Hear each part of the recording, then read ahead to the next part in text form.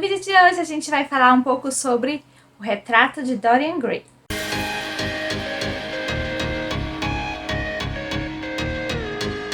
Oi gente, eu sou a Kellen e no vídeo de hoje a gente vai ver um pouquinho sobre esse clássico que é o Retrato de Dorian Gray. Eu tenho muitas coisas bacanas para comentar sobre esse livro com vocês, na minha leitura que eu fiz. Mas antes da gente começar, eu quero pedir para você se inscrever no canal, curtir o vídeo, também comentar nos comentários se você já leu a obra, se você já viu as adaptações do cinema que já rolaram, né, ao longo desses anos. E também não se esqueçam de me acompanhar nas outras redes, no Instagram, no Scoob, os links estão aqui embaixo, o link do blog também tá.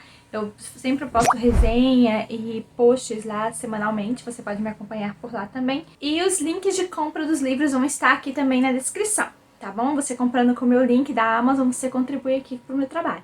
Este é um dos livros que eu li dentro do Clube de Leitura do Raul desse ano, né, que foi o livro escolhido para o mês de abril. E eu tenho duas edições do Retrato de Dorian Gray. Eu recebi essa edição na caixinha Scoob. Ela é muito bonita mesmo. Tem esse corte aqui. E as letras são muito boas. Mas quando eu fui ler, eu li pela da Penguin, que eu já havia adquirido. Então, assim, antes de eu receber ele na caixinha Scoob, eu já havia comprado a edição da Penguin. Por isso que eu não li nessa edição, mas eu comparei essa edição com essa. E elas são praticamente iguais. Os tradutores são diferentes. Aqui é uma mulher, a Gabriela, se não me engano. Vou ler o sobrenome dela pra vocês. A tradutora é Gabriela Pérez Gomes. E tem e esse aqui, a tradução dele é do Paulo Schiller. Então, assim, tudo que tem nesse, tem nesse. Eu até conferi. Tem o prefácio, que é a nota do próprio Oscar Wilde. E é igualzinho. Porque antes de eu falar do livro, eu quero entrar na polêmica sobre a versão censurada e a versão não censurada. Essa edição é a versão censurada. Qual é a diferença da censurada e da não censurada? Quando esse livro foi censurado, ele foi censurado no ato da publicação. Então, na época que o Oscar Wilde foi publicar o livro pela primeira vez, ele foi censurado. E aí o livro voltou para ele e ele reescreveu trechos do livro, aumentou capítulos, colocou mais personagens, aumentou a história.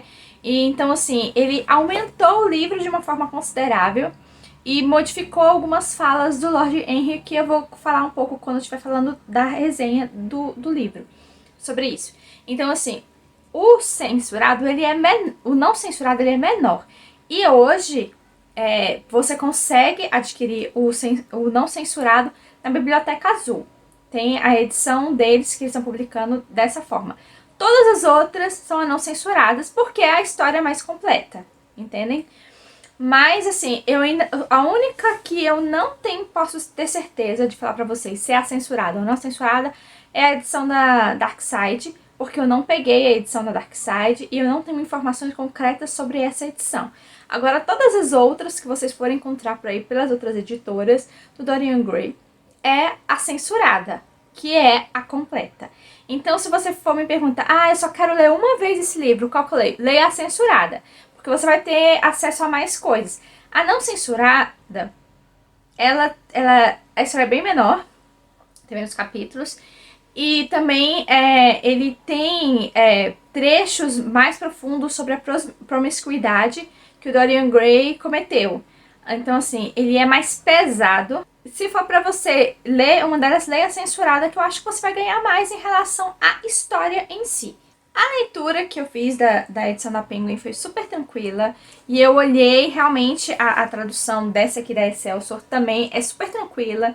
Então é uma leitura que você vai fazer, você não vai precisar de dicionário, você vai entender, vai ficar tranquilo. Vamos falar da história. Conta a história do Dorian Gray e a gente já começa com ele no ateliê do Basil. O Basil é um pintor que acabou conhecendo o Dorian Gray de alguma forma e se encantou por ele completamente e ele quis pintar ele, quis que ele começasse a participar, a frequentar o ateliê dele e ele de certa forma inspirava o Basil a criar mais obras e tal.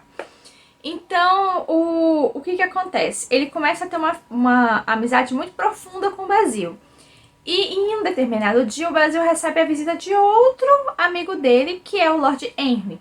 Então, esses três são os grandes protagonistas do livro, entende? E são os personagens principais do livro que você vai ver mais frequentemente. Então, o Lord Henry, ele visita o Basil, que é amigo dele de longa data, só que ele não é aquele tipo de pessoa que é uma pessoa boa, entende? Ele é uma pessoa que manipula as outras pessoas para fazerem aquilo que ele quer, de uma forma ou de outra. Então, assim que ele descobre que existe essa pessoa que o Basil está tentando proteger, não quer que o Lord Henry conheça, e ele fala isso com todas as letras. Não quero que você conheça o Dorian, não quero que você nem saiba o nome dele. Ele chega a falar isso, que ele não queria nem que você soubesse o nome dele. Não quero que você conheça ele, não quero que você tenha contato com ele, porque eu não quero que você corrompa ele. E isso é dito logo no início do livro, né? Aí, o que acontece? Enquanto eles estão conversando, o Dorian chega. Aí não tem como ele esconder o Dorian dele. Ele acaba sendo apresentado para o Lord Henry. E o Lord Henry, ele é muito promíscuo. Muito. Tipo, ele tem os seus rolos, ele tem um casamento de fachada com uma mulher. Inclusive, personagens femininas no livro são bem raras, tá? A gente pode citar duas... Assim, porque o livro em si, a gente pode dividir ele em duas partes. A primeira parte... ela é mais, assim, profunda nesse universo masculino, entendem? E bem focada nesses três personagens e o relacionamento deles.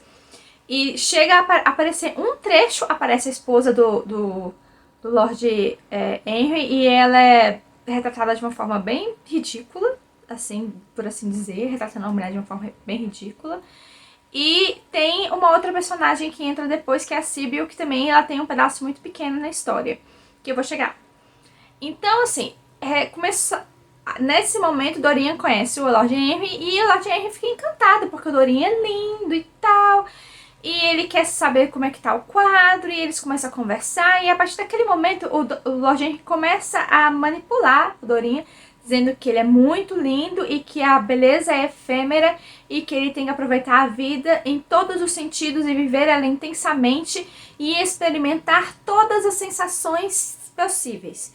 Dorian se encanta com o Lord Henry e ele, ao longo do livro, ele começa a meio que trocar a amizade do Basil pelo Lord Henry.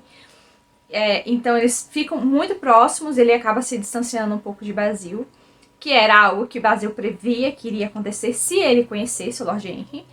Quando termina o quadro, o Dorian... Isso é logo no início do livro, gente. O Dorian fica chocado com a beleza do quadro. Ele consegue entender que ele é muito bonito e que o quadro vai zombar dele com o passar dos tempos, porque ele vai envelhecer. E o quadro não. Então ele começa a odiar aquilo e naquele momento ele meio que faz um desejo, assim, né, de que ele queria que o quadro envelhecesse e que ele permanecesse jovem. E que ele daria até a alma dele em troca disso. Então ele meio que faz esse pacto, né, dessa forma. E realmente isso começa a acontecer. E ao longo do livro, né, ele recebe o quadro em casa e ele começa a esconder o quadro. E à medida que ele começa a ouvir mais Lord Henry, ler um determinado livro que o Lord Henry passa para ele ler, e ele começa a se aprofundar mais nessa parte de promiscuidade e tal. O livro, ele é bem ralo sobre isso, sobre a promiscuidade em si, que o Dorian comete. Fala sobre o ópio, fala sobre prostituição e tal, mas ele não é tão detalhista assim, ele fala muito por cima, fica mais na sua imaginação. Pelo que eu sei, a versão não censurada, ela é mais profunda nesses aspectos. Ela é mais pesada nesses aspectos. Então, assim, a gente fica só imaginando, assim, o que pode acontecer. E aí, à medida que ele vai cometendo vários atos, fazendo muitas coisas ruins, o próprio quadro vai se distorcendo e vai se transformando em um monstro, né? Que você entende, assim, pelo contexto histórico, pela época que o Oscar Wilde escreveu o livro. O livro em si, ele é um romance homossexual. E isso é claro para qualquer pessoa que vai pegar e ler o livro. Só que, como ele foi censurado, ele teve que adaptar. Então ele retirou muita coisa para não ficar tão óbvio, mas é óbvio desde o primeiro capítulo. quando você começa a ler, principalmente em relação a Basil e Dorinha, e depois do Lord Henry querendo meio que viver as fantasias dele através do Dorian Gray, porque o Dorian Gray era bonito e poderia viver tudo aquilo que ele não poderia viver, entende? Então, assim, a história é sobre isso, sobre pecaminosidade, sobre muitos erros um atrás do outro que o Dorian vai cometendo, e o quadro vai piorando, e muito, muito, muito. Tem um momento no livro, que já é na segunda parte, que o Dorian já tá com 40 anos, mas está com a mesma imagem de antes. Então, assim, ninguém... E eu acho interessante que ninguém questiona isso no livro, sabe? Os amigos dele ao redor dele não questionam, nossa, mas você continua jovem, né? Tipo, você não envelheceu nada há 40 anos, né? Então isso não é questionável no livro sobre isso. Só tem um ponto mais na frente que outra pessoa questiona isso, mas é muito assim, tipo, é bem pontual. Então, assim, ninguém fica fazendo caso do assunto e ninguém questiona nada sobre isso. O que eu achei muito estranho. Mas, assim, ele é um livro que fala mais sobre isso, sobre a vaidade, da forma que o Dorian ficou com inveja do próprio quadro e que o quadro iria zombar dele e tudo mais. E, assim, ele constrói uma vida muito vazia, o Dorian, colecionando milhões de coisas pra tirar o foco dele da questão do quadro, que o quadro continuava envelhecendo e se tornando muito, muito monstruoso, à medida que ele cometia vários e vários pecados, enganava pessoas, ludibriava outros jovens a irem para o mau caminho. O Dorian, ele se torna uma pessoa muito ruim, sabe? E à medida que vai passando, ele vai ficando mais ruim ainda. E assim, em relação a figuras femininas, a Sibyl é uma das pessoas que o Dorian se interessa no início do livro e depois logo o interesse se desfaz. Então, assim, a gente tem essa personagem feminina e tem mais uma, que é uma duquesa, que ela é inserida na segunda parte do livro, quando o Dorian já tá mais velho, tá com 40 anos, mas não visivelmente, né? E aí o Oscar Wilde coloca vários diálogos dela com Lord Henry pra mostrar que ela é uma pessoa inteligente. Acho que ele só fez isso pra equilibrar, porque realmente não tem personagem feminina. E assim, os diálogos dele são mais pra mostrar o tanto que o Lord Henry é inteligente em retrucar a duquesa do que qualquer outra coisa. A verdade é essa. Inclusive, nesse momento que ele recebeu o livro, ele teve que reescrever partes e tal, ele colocou várias frases de efeito que ele mesmo usava na vida dele, que ele era famoso por isso, o autor Oscar Wilde, de ser uma pessoa de presença, de onde chegar as pessoas reconhecerem ele, quererem estar perto dele, e dele falar frases de efeito e as pessoas ficarem encantadas com isso. Então, tem toda essa questão, né? E aí ele colocou várias coisas de que não tem na primeira versão, nessa segunda versão, mais profundas. Então, assim, a gente pode entender que o próprio Lord Henry é uma analogia a quem talvez o Oscar Wilde seria, entende? Mas, assim, o livro, ele é muito tranquilo de ser lido. Então, a gente tem esse momento até que ele faz esse pacto e o quadro começa a mudar e ele começa a cometer os pecados e tal.